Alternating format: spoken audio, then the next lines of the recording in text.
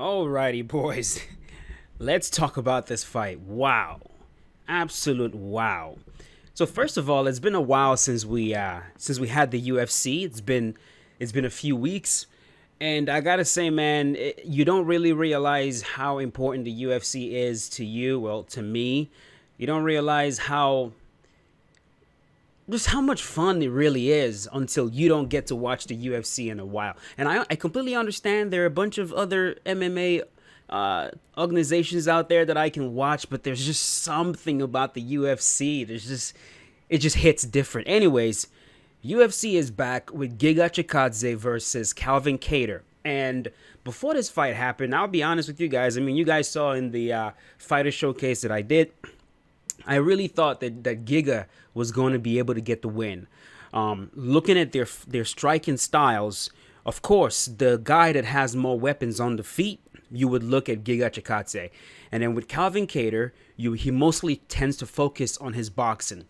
So coming into the fight and also just remembering their last fights. Of course, with Giga Chikadze, he had a brilliant, dominant performance against Edson Barboza.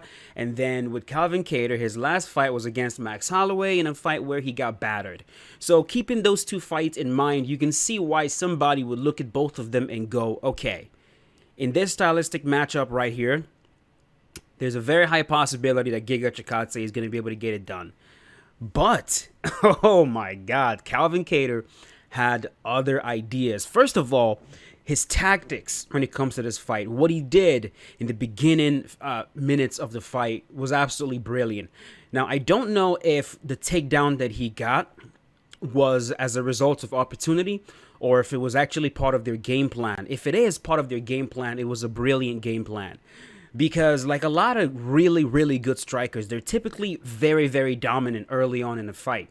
That's when they're most dangerous. And as the fight started, you could immediately see how dangerous Giga was. He was fast, he was explosive, he was firing kicks off back to back to back. And then at some point, he threw a kick, he whiffed, and Calvin Kattar used the opportunity to get a body lock, took his back, suplexed him, got him to the ground. It was a very good takedown. Once it got him down, immediately you could see who had the advantage on the ground. Calvin Kattar clearly had the advantage on the ground. He was able to pass his guard. He was able to get to dominant position. He was able to land solid ground and pound. I mean, as soon as he got him down, he was able to stay on top for the rest of the first round. So there's that. As the fight's going on, I'm thinking to myself, you know what, man, this is MMA, right? Like, just the fact that Calvin Kattar has really good boxing, and the fact that Giga Chikadze is a very good kickboxer, no one ever said these two guys have to strike. You know what I mean? It's like, there's certain times like you actually forget that you're watching mixed martial arts. When a good striker or two good strikers are in there, it almost expected that both of them are going to give us a striking match. Oh, they're both strikers, but no, it is an MMA fight. No one's obligated to only strike. Both guys have the option to take the fight to the ground anytime they want. And seeing Calvin Kattar do that, it personally made me happy because I was rooting for him to win the fight. So clearly, that first round grappling affected Giga. Definitely it did. Because you could tell that he wasn't moving forward and advancing with as much confidence as he had in the first round. He wasn't opening up with the kicks as much as he was in the first round, because he was starting to fear that takedown. But not just that. Calvin Kattar, starting round number 2, started to pour on a ridiculous amount of pressure. I mean, I've never seen him fight with that sort of urgency before. It was almost like he took a page out of Max Holloway. Like almost like he looked at what Max Holloway did to him, and he saw the value in, one, being first, being the guy that's moving forward, being the guy that's controlling the cage, being the guy that's dictating the pace of the fight, and forcing the opponent on the back foot. Another reason why this is very beneficial against someone like Giga Chikadze is because he's a kicker. He mostly likes to kick. The same thing we see happen to Edson Barboza. The moment you start pressuring these guys backwards, you force them to box with you. And when they're forced into boxing, you see how uncomfortable they are doing that. They've got fast hands. They can bang. They can hit hard. But their bread and butter are the kicks. And for them to be able to land kicks, they got to be able to set. They got to be able to sit. And it's so much easier to implement a kick-heavy style when the opponent is backing up and you're the one that's moving forward. Then you can decide when to plant, when to throw your kicks. You have time to set it up. You have time to get yourself in kicking range and stay there. And so as he was being pressured and pressured and pressured, he was forced to box. He was forced to contend with the boxing of Calvin Kattar. But it would have been one thing if Calvin Kattar was only boxing him, if he was only giving him the hands. It was way more than that. The man also brought in some serious, disgusting elbows in this fight. Now, we always knew that he had some dangerous elbows, that he can throw elbows. We always knew that. I believe he knocked down Jeremy Stevens with a brutal elbow. I believe he blasted him with an elbow to finish him in their fight. I think that's what happened. So we always knew he had elbows. But in this fight, man, he made it an integral part of the weapons he was using. He was throwing lead elbows. He was throwing uppercut elbows. He was throwing spinning elbows. He was throwing elbows from all angles, consistently, over and over again. And of course, that led to Giga Chikadze getting cut up. His whole entire face was busted up. And every single round, it kept getting worse. Every single round, the pressure kept getting poured on him. The fight was scored 50-45 across all judges. One of the judges, I believe, scored it 50-44. That's how dominant the fight was for Calvin Kattar. And so, all I can say is, it was very surprising.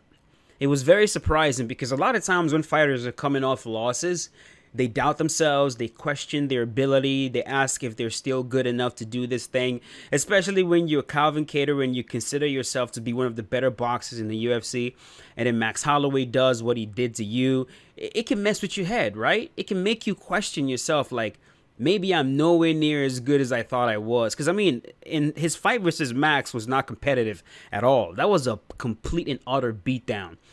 And so to watch him bounce back from that fight, step into this fight against Giga like a champion. He fought like a champion. He fought like a man who has 10 wins in a row.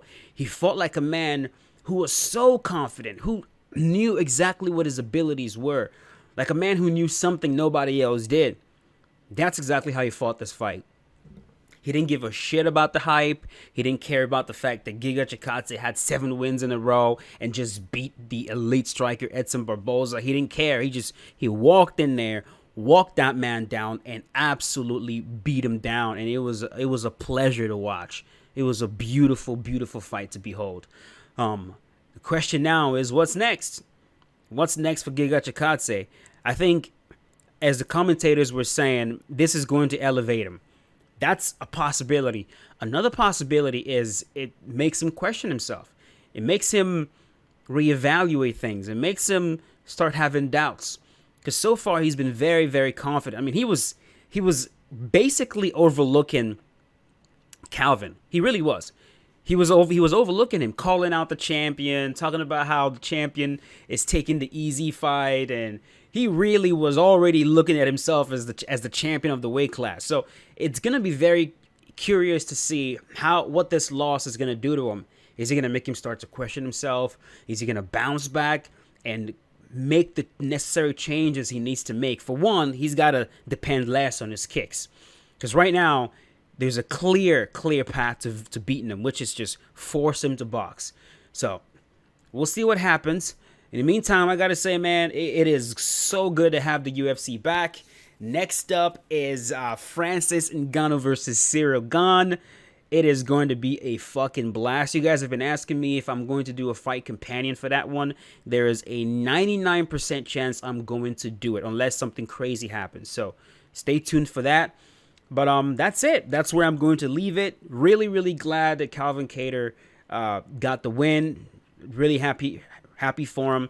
I hope Giga recovers well from his injuries, and hope to see those guys back in the octagon very soon. But that is it. Thank you so much for watching.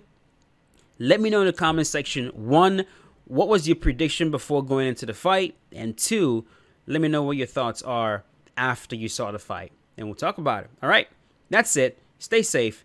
Have a good night, folks.